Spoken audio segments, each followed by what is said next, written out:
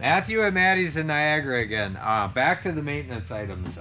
We'll just keep making separate videos here because one long video gets pretty long and I get pretty long-winded. So, older vehicles, especially GM, not necessarily most Dodge, Jeep, Rams. I don't think Toyotas, but Ford's, GM for sure. You ever go and have your maintenance done? Go to the oil change place, go to the shop, go to the dealer, go wherever. Doesn't even matter if it's in the Iron Mountain, Niagara area. This happens religiously. But do you ever go there on a 2012 GMC Terrain? You have your GM, your tires rotated, and guess what? You got a flat tire.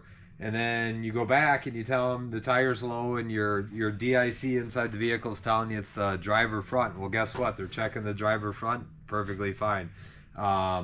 Say they can't find anything. They should be checking all of them.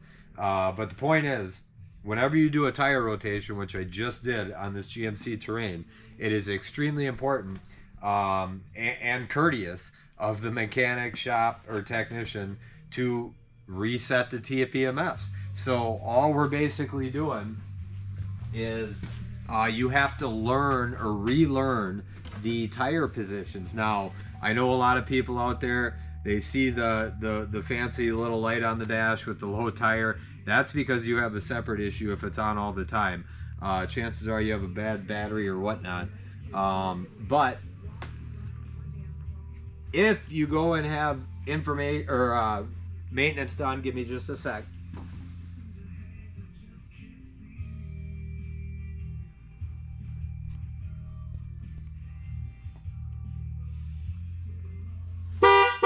It is important for the technician, dealer, or whatever shop they're going to, puts it in learn mode, grabs either the fancy hotel scanner, the thing that I have, or the $20 Amazon one. They all do the same thing. And you're basically relearning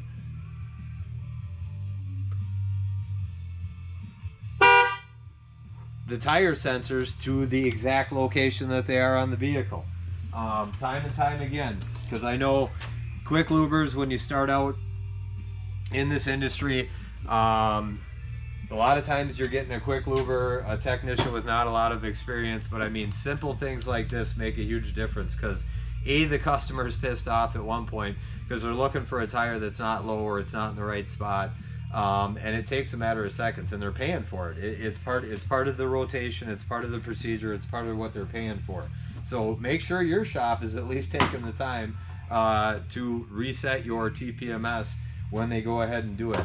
One other thing I wanted to touch on, I am not a fan of torque sticks. I used to use torque sticks all the time in the dealer. I don't even think I have a torque stick in my toolbox to show you, but basically a torque stick, oh, I do. I have an old torque stick from Broadway days. This baby, I think, is 140 pounds. There are different colors, different whatever, but a technician or a mechanic would put this on the impact with the socket and then torque the lug nuts down.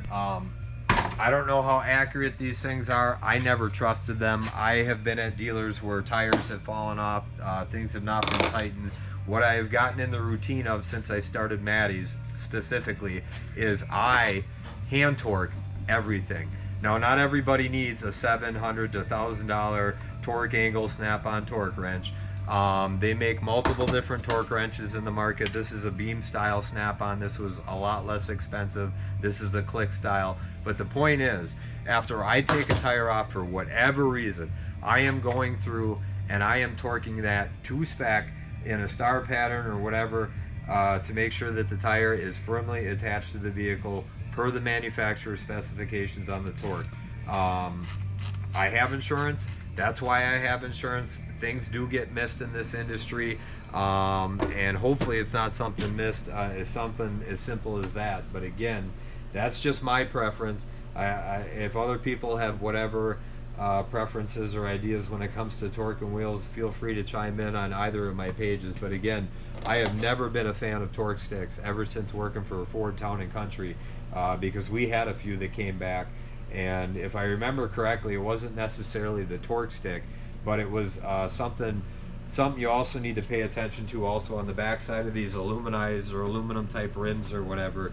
You'll get a bunch of that white crusty aluminum corrosion. If people watch the video I just did on a wheel bearing on that Ford Explorer, that white corrosion, the corrosion between the aluminum and the steel, it makes the rim stick on there. I've had to take rubber mallets, sledgehammers, whatever, to get some of these aluminum tires off, especially in the area and the environment we live in. But B, you need to make sure, if you're a technician or somebody servicing a vehicle and you're watching the backside of that rim, because it builds up, it builds up, it builds up over the years, and it should get cleaned off. If you're taking this tire off and you're noticing all that buildup, that should be buzzed down right back down to the aluminum to make a nice clean flat surface, so that you can get a nice even torque, and not with a torque stick, but again with a torque wrench. So again, just some more maintenance tips out there, because I know there's a lot of do-it-yourselfers that watch me, and important things that I think need to be addressed, or things that should be talked about. So again, remember, TPMS. And I know there are a lot of individuals that will probably be chuckling at this video, because they have routinely gone in to the free oil change place or the discounted oil change, and they come back out. It's quick, in and out, in and out. And guess what? They forget something as simple as resetting the TPMS on the vehicle, and it's kind of annoyance to the customer, but it's also kind of important, because if a tire blows out, and you're wondering whether it's front or rear, and the government has mandated this going back to 2000, I can't even remember the year. I think it was 2008 TPMS came in with all the exploders and the Firestone issue. But the DIC should be telling you on the vehicle where that tire is and which one's going low or which one's blowing out or losing air fast. And if they don't reset that, you're not going to know which tire's right. So make it a great Saturday.